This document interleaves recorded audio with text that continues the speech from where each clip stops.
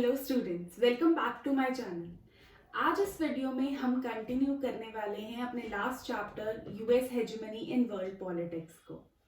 तो आज का जो टॉपिक है वो थोड़ा सा उससे पहले मैं आपको रिवाइंड कर दूंगी कि लास्ट जो भी वीडियो थी उसमें हमने पढ़ा था डिफरेंट ऑपरेशंस के बारे में, फर्स्ट गल्फ वॉर के बारे में, हेजेमनी क्या होती है, फर्स्ट गल्फ वॉर की सिग्निफिकेंस क्या थी और हेजेमनी जो है वो कब से यूएस की स्टार्ट हुई है।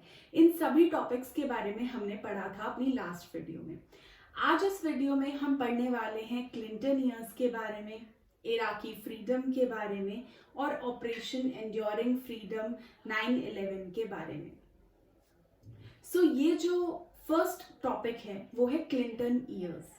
क्लिंटन ईयर्स जो है वो बिल क्लिंटन के वर्किंग ईयर्स के बारे में बात करता है। यूएस में बिल क्लिंटन ने एक पर्टिकुलर टाइप का रूल जो है वो चलाया था, लीडरशिप चलाई थी, जिसको हम सॉफ्ट पॉलिटिक्स कहते हैं। सॉफ्ट पॉलिटिक्स और हार्ड पॉलिटिक्स क्या होते हैं? हार्ड पॉलिटिक्स वो पॉलिटिक्स होती है जिसमें मिलिट्री, वेपन्स, इन सब का बहुत ज़्यादा यूज होता है। और सॉफ्ट पॉलिटिक्स वो पॉलिटिक्स होती है जहां पर मेन फोकस जो है वो सॉफ्ट इश्यूज पर रहता है, जैसे कि democracy, climate change, peace, environment. ये सारे इश्यूज जब एड्रेस किए जाते हैं तो इसे सॉफ्ट पॉलिटिक्स कहा जाता है। तो बिल क्लिंटन को 1992 के अराउंड ऐसा देखा जाता था कि ये सारे इश्यूज जो हैं, जो सॉफ्ट पॉलिटिक्स का पार्ट हैं, उन्हीं को डील करते थे बिल क्लिंटन।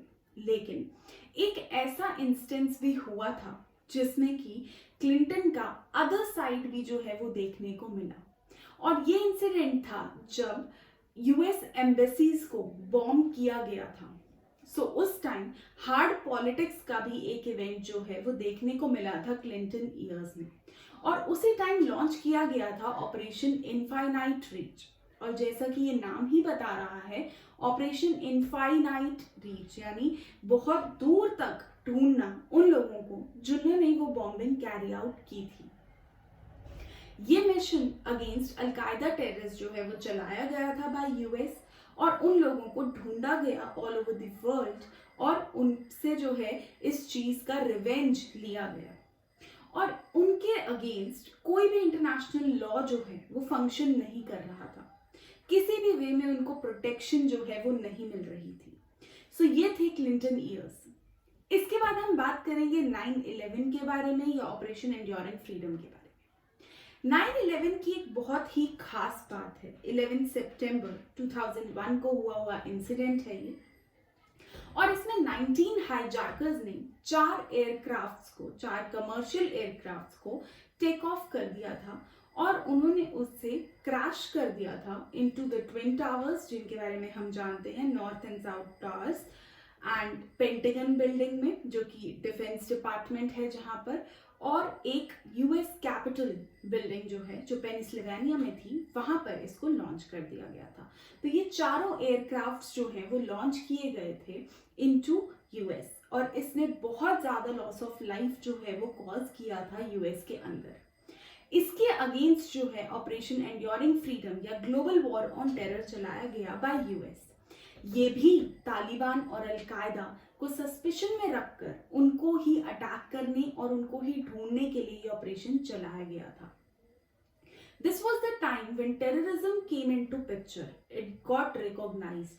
ऐसा नहीं है कि टेररिज्म इससे पहले से एग्जिस्ट नहीं करता था। इंडिया और बहुत सारे ऐसे साउथ एशियन कंट्रीज थे जो टेररिज्म को बहुत पहले से फेस कर रहे थे, बट ग्लोबली इस चीज को तब रिकॉग्नाइज किया गया जब यूएस इसका शिकार बना। सो 9/11 बिकेम द बेसिस, जब ग्लोबल वॉर जो है वो टेरर के अगेंस्ट चलाया गया कि सारे टेररिस्ट ऑर्गेनाइजेशंस को ढूंढा जाएगा और अटैक किया जाएगा। और जितने भी लोग अरेस्ट हुए उनको क्यूबा में रखा गया, और उनके ऊपर कोई भी इंटरनेशनल लॉ जो है वो फंक्शन नहीं किया। सो ये एक पावर थी हेजिमॉन की जो देखने को मिली। तो हम कहते जरूर हैं कि 1991 से हेजेमनी एग्जिस्टेंस में आई, बट ये जितने भी ऑपरेशंस चलाए गए जिनमें हम यूएस का बहुत स्ट्रॉन्ग रोल देखते हैं, वो सभी एग्जाम्पल्स हैं उसकी हेजेमनी का। ऐसा ही तीसरा एग्जाम्पल है ऑपरेशन इराकी फ्रीडम। यहाँ पर इराक जो है 19 मार्च 2003 में इराक पर अटैक किया गया बाय यूएस, ये कहकर कि यहाँ पर वेपन्स ऑफ मास डिस्ट्रक्शन जो है वो छुपाए गए हैं जिनसे बहुत ज्यादा लॉस ऑफ लाइफ हो सकता है। बट जब यूएस ने सर्च ऑपरेशन चलाया तो कहीं भी वो वेपन्स मिले ही नहीं। तो कुछ लोगों ने ऐसा बोला कि ये इराक को कैप्चर करने का एक तरीका था और उसके ऑयल फील्ड्स को भी अपने साइड, क्योंकि रिसोर्सेज हम सब जानते हैं, हमने बात किया है कि रिसोर्सेज जो हैं वही प्राइम फोकस में रहते हैं किसी भी सुपर पावर के या किसी भी हेजिमॉन के, इसीलिए वो टेक ओवर करना चाहते हैं दूसरी कंट्रीज को, दूसरे स्टेट्स को।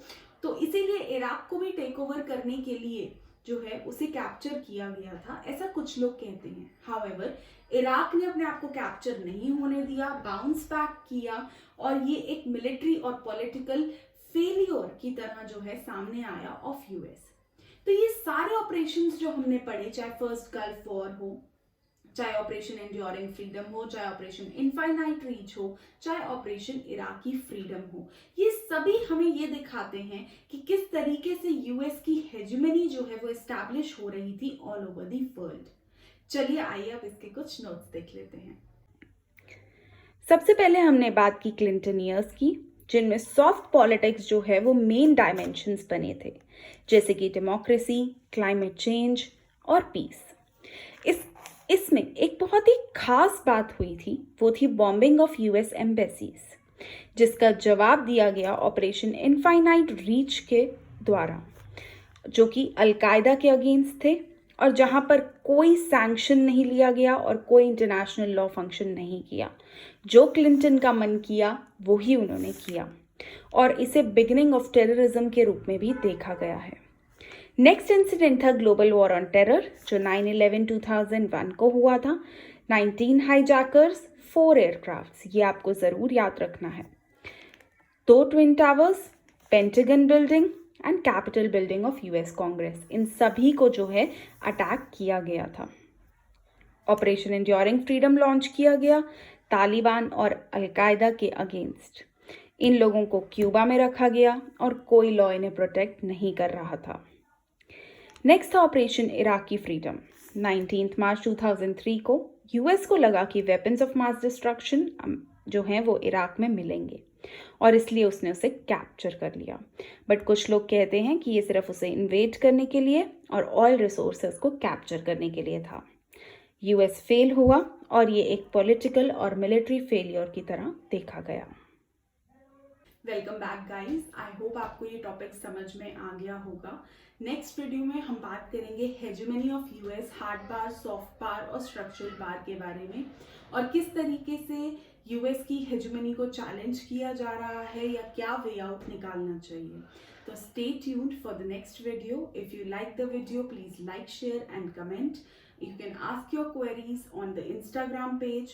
Do follow me on Facebook and take care of yourself. God bless you all. Thank you.